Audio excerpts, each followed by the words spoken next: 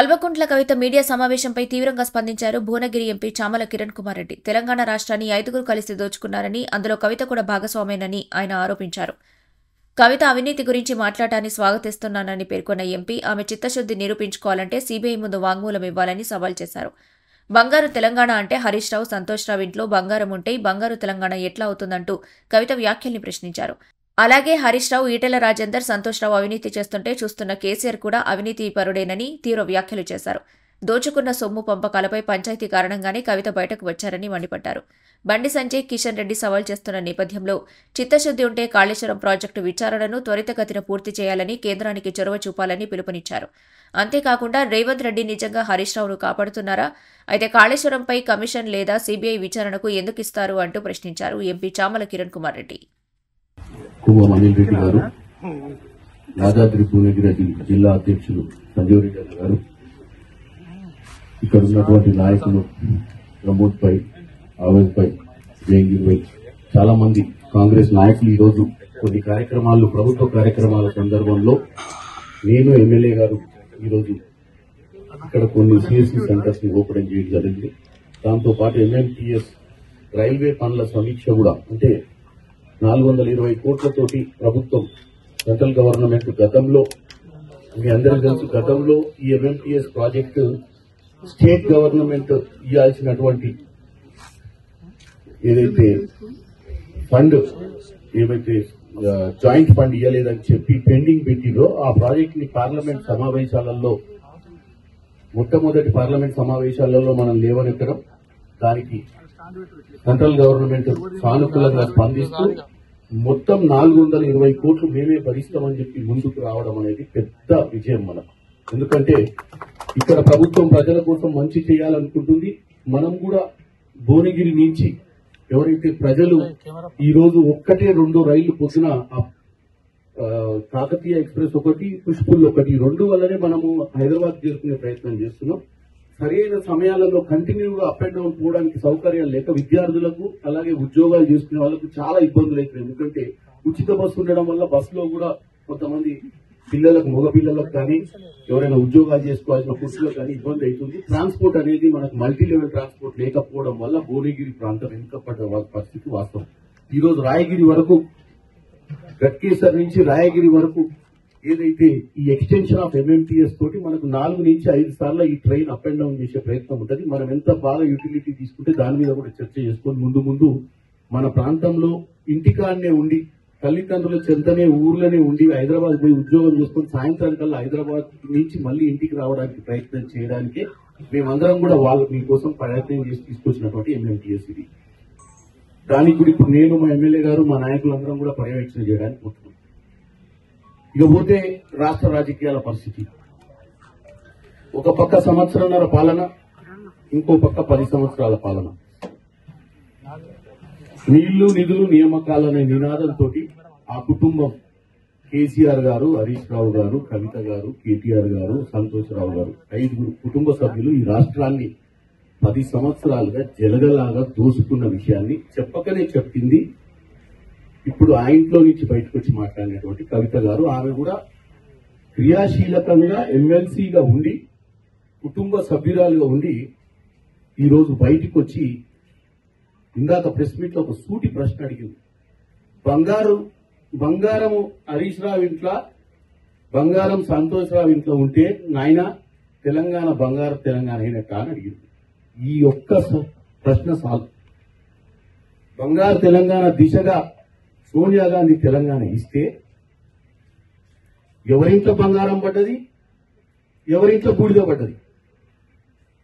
10 ఏళ్లు మిగులు రాష్ట్రంగా ఉన్న రాష్ట్రాన్ని అప్పుల రాష్ట్రంగా చేసి కాళేశ్వరం ప్రాజెక్టు తుమ్మిడిగట్టి దగ్గర కట్టాలంటే ఆడ కడితే కాంగ్రెస్ పార్టీకి పేరు వస్తుంది అని ప్రాణహిత చేవెళ్ల తుమ్మిడిగట్టి ప్రాజెక్ట్ ని, ప్రాణహితను చేవెళ్లను తొలగించి కాళేశ్వరం ప్రాజెక్టు చేసి సొంత బ్రాండ్ అంబాసిడర్ తెలంగాణకు కావాలన్న దురుద్దేశం ఒకటి. చరిత్రలో కాంగ్రెస్ ని ఉండనీయకుండా చేయాలని 2వ ఆలోచన. 3వది, మిగులు రాష్ట్రంగా ఉన్న రాష్ట్రంలో 1,00,000 పైచీలకు 35,000 కడదామనుకున్న ప్రాజెక్ట్ ని 1,10,000 కోట్లకు దాన్ని పెంచి దోసుకొని ఆఖరికి కూలిపోయే పరిస్థితికి తీసుకొచ్చిందని అలా కవిత గారు ఎండార్స్ చేసి కానీ కవిత గారికి ఒక్కటే ఒక విన్నపం చేసుకుంటున్నాను. అమ్మ తల్లి, నువ్వు ఆ దొంగల ముఠా సభ్యురాల నుంచి బయటకు వచ్చి ఇలా దొంగల ముఠా గురించి వాంగ్మూలం ఇవ్వడం తెలంగాణ ప్రజలు హర్షిస్తూ, తప్పు జరిగిందని ఒప్పుకుంటున్నావు, తప్పులో నువ్వు కూడా భాగస్వామి అనేది అందరికి తెలుసు. ఇవాళ నువ్వు భాగస్వామ్యంలో కానీ నీకున్న పరిస్థితులతో దేనికోసం బయటకు వచ్చినప్పుడు రాజకీయాలను పక్కకు పట్టి క్లారిటీతో మాట్లాడు.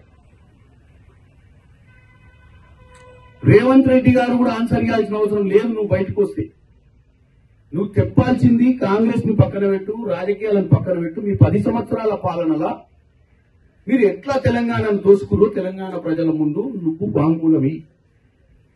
ఫస్ట్ తెలంగాణ ప్రజలకు ఇవ్వండి. మాకు అవసరం లేదు, కాంగ్రెస్ పార్టీకి అవసరం లేదు, ఏ పార్టీకి అవసరం లేదు, ఏ రాజకీయ నాయకునికి అవసరం లేదు. నీ కథ నీ కుటుంబాన్ని ఈ రోజు నమ్మి ఉద్యమం సమయంలో మీరు చెప్పిన సొల్లు కబుర్లు విని మిమ్మల్ని అధికారంలో చేస్తే 10 ఏళ్లలో మీరు దోసుకపోయిన విషయాన్ని ఈ రోజు తెలంగాణ ప్రజలకు తెలియజేయాల్సిన అవసరం ఉంది నీగా. అప్పుడు నీకు రాజకీయ మనుగడ ఉంటది. నువ్వు సొంత పార్టీ పెడతావా, ఉద్యమకారాలు జాగృతి చేస్తావా తెలంగాణను రెండోసారి, అది నీ ఇష్టం. కానీ గత 10 సంవత్సరాలు జరిగినటువంటి ప్రతి విషయాన్ని నువ్వు తెలంగాణ ప్రజలకు చెప్పాలి. ఇవాళ మేము సిబిఐ ఎంక్వైరీకి ఇస్తున్నాం గతంలో జరిగినటువంటి కాళేశ్వరం అంశం మీద. మీరు డెఫినెట్ గా సిబిఐ దగ్గరికి వెళ్లి సిబిఐకి కూడా స్టేట్మెంట్ ఇచ్చి వాంగ్మూలం ఇవ్వాల్సిన అవసరం ఉంది. ఒకవేళ మీకు చిత్తశుద్ధి ఉంటే, మీకు మిత్రభేదమా శత్రుభేదమా మీ వ్యవస్థతోటి మీరు తెలుసుకోవాలి. మిత్రభేదం అయితే కేవలం ఆస్తి పంపకాలు, కేవలం మీకు రావాల్సిన వాటా, మీకు ఇష్టలేని ఇంపార్టెన్స్ అయితే ఈ తెలంగాణ సమాజానికి మీ యొక్క ఈ ప్రెస్ స్టేట్మెంట్లు, మీ యొక్క రాజకీయ ప్రస్థానం అవసరమే లేదు. మీకు వాస్తవంగా తెలంగాణలో తప్పు జరిగింది, తప్పు మా వల్లనే జరిగింది. సరే, నీ పాత్ర ఉందో లేదో అది తర్వాత సంగతి. కానీ మీ నాన్న, నేను, మా నాయన, మా అన్న, మేము ముగ్గురం చాలా మంచోళ్ళం, వాళ్ళిద్దరే చెడ్డోళ్ళు అని చెప్పే ప్రయత్నం చేయదు. ముఖ్యమంత్రిగా ఉన్న మీ నాయన చేతిలో పెట్టింది తెలంగాణ ప్రజలు. జాతిపిత అని నువ్వు చెప్పుకుంటున్నావు మీ నాయన జాతిపిత అయితే జరుగుతున్నటువంటి దోపిడీ హరీష్ రావు చేసిన ఇరిగేషన్ శాఖ మంత్రిగా లేదా ఫైనాన్స్ మినిస్టర్ గా దోపిడీ చేస్తున్నా ఆపాల్సిన ప్రయత్నం చేసేది ఉండే. సంతోష్ రావును తీసుకొచ్చి రాజ్యసభ చేస్తే ఇవాళ ఎన్నో కాంట్రాక్టులు, ఎన్నో విల్లాలు, ఎన్నో ప్రాజెక్టులు కడుతుంటారు. మరి ఎందుకు చూస్తూ ఊపుకున్నావు ఆ సమయంలో? దొంగతనం జరుగుతుంటే దొంగతనాన్ని ఆపే ప్రయత్నం ఎందుకు చేయలేదు? ఆ రోజే కనుక ఉద్యమ నాయకురాలుగా జాగృతిగా పెట్టి, ఒక జాగృతి అంటే ఏంది? జనాలను ఉత్తేజపరచడము, జాగృతి మేలుకొల్పడం అనేది జాగృతి. మరి దొంగతనం నీ ఇంట్లో జరుగుతుంటే, దొంగలు దోసుకుంటుంటే రాష్ట్రాన్ని నువ్వు ఉద్యమ సమయం నుంచి కష్టపడి తెలంగాణ ప్రజలకు మంచి చేయాలన్న ఆలోచన నీకుంటే ఆ రోజే ఎందుకు ఒక విజిల్ బ్లోయర్ గా నువ్వు అయ్యాలని రోడ్డు ఎందుకు ఎక్కలేదు? దొంగతనం జరిగింది, దోపిడీ అయిపోయింది. రాష్ట్ర ప్రజలు ఉన్నటువంటి ఆర్థిక ఇబ్బందులు, రాష్ట్రానికి ఉన్నటువంటి ఆర్థిక ఇబ్బందులలో ఉన్నప్పుడు వచ్చి ఈ స్టేట్మెంట్లు నీ రాజకీయ భవిష్యత్తు కోసం ఇస్తే నడవదు. ఇప్పటికీ మీకు ఒకటి చెప్తున్నా, బీసీ కాస్ట్ సెన్సెస్ గురించి నువ్వు ఉద్యమం చేస్తుంటే నా మీద కుట్రలు చేస్తున్నారని ఇందాక స్టేట్మెంట్ ఇచ్చినావు. బరాబర్ నేను ఇప్పుడే చెప్తాను, నీకు నిజంగానే బీసీ బిడ్డల మీద చిత్తశుద్ధి, నీకు బీసీ బిడ్డల మీద ఉంటే నువ్వు జంతర్ మంతర్కి వచ్చేదాన్ని. నువ్వు జంతర్ మంతర్కి రాకుండా నువ్వు ఈ రోజు నీ స్వయ లాభాల కోసం బీసీ బిడ్డల్ని కూడా నువ్వు లాగడానికి ప్రయత్నం చేయకు. ఏదున్నా నువ్వు తెలంగాణ ప్రజలకు, అందరికీ, అన్ని మతాలకు, అన్ని కులాలకు ఈ రోజు నువ్వు జవాబు ప్రశ్న, 2 ప్రశ్న మీ ఇంట్లోనే అడుగుతావా, జవాబు ప్రజలకు చెప్తావా తెలుసుకుని ముందుకు రావాలని కవిత గారికి చెప్తున్నా తప్ప రాజకీయాలు చేస్తూ కాంగ్రెస్ పార్టీని గుంజి హరీష్ రావు, రేవంత్ రెడ్డి ఒకటే ఫ్లైట్ లో తిరిగిర్రు. హరీష్ రావు పోయి రేవంత్ రెడ్డి కాళ్ళు పట్టుకుంటూ పాల వ్యాపారం చేస్తుండని చెప్పి హరీష్ రావుని ఒకరోజు అని 2వ రోజు బంద్ చేసింది. ఇవన్నీ తెలంగాణ ప్రజలకు తెలిసిన అంశాలే. మొన్న అసెంబ్లీ చూస్తే మీకు క్లియర్ గా అర్థమైంది తెలంగాణ ప్రజలకు రేవంత్ రెడ్డి చిత్తశుద్ధి ఏందో.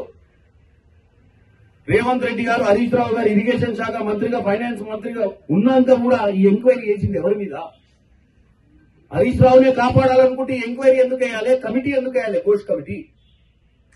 ఒక ఇండిపెండెంట్ జడ్జిని తీసుకొచ్చి ఒక కమిటీ వేసి ఈ రోజు తెలంగాణ ప్రజల ముందు 600 పేపర్లను తెలంగాణ ప్రజల ముందు పెట్టిర్రు. ఏం జరిగిందో మొట్టమొదటి నుంచి చివరి దాకా ఈ కాళేశ్వరం ప్రాజెక్టు విషయంలో.